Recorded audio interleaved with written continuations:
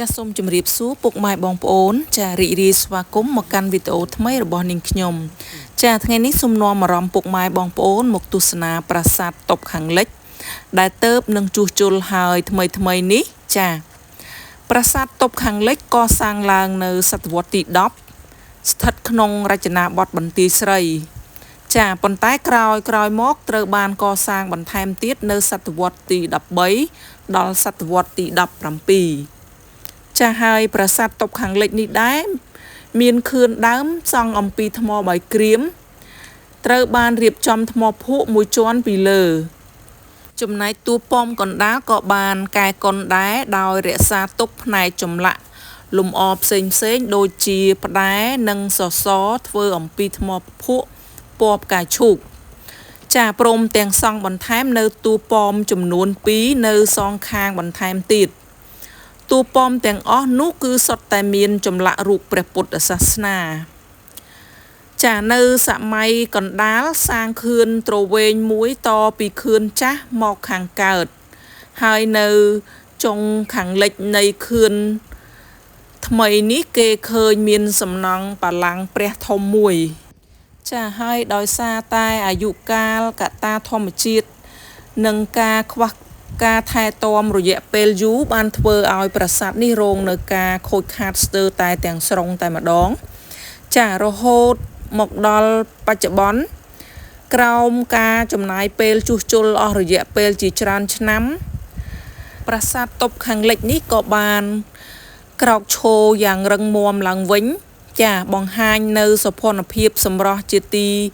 គោរពបូជានិងទស្សនាស្វែងយល់ពីស្ថាបត្យកម្មនិងក្បាច់ចម្លាក់ផ្សេងថ្វីត្បិតតែប្រាសាទតប់ខាងលិចនេះតូចប៉ុន្តែមានសភាពស្រស់ស្អាតនិង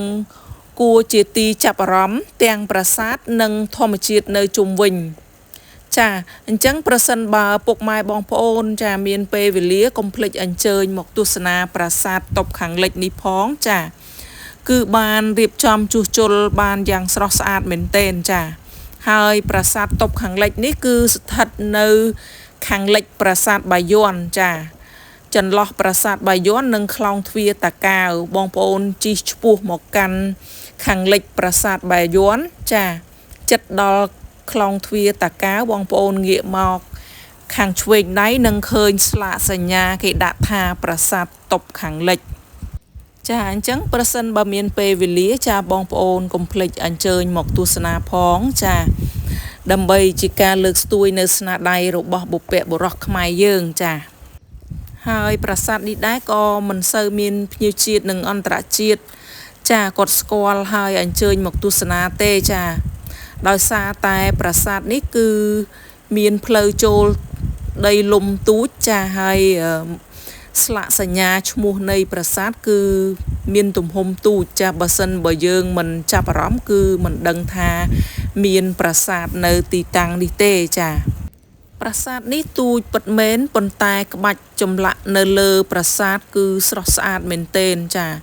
ពិតជាមានអារម្មណ៍រីករាយនៅពេលដែលបានមកទស្សនាប្រាសាទតូចមួយនេះចាអរគុណច្រើនពុកម៉ែបងប្អូនចាវីដេអូនាងខ្ញុំក៏ឈានមកដល់ទីបញ្ចប់ដែរអរគុណពុកម៉ែបងប្អូនដែលចំណាយពេលវេលាចាទស្សនាវីដេអូមួយនេះពេលនេះនាងខ្ញុំក៏សូមអរគុណចាសូមជម្រាបលា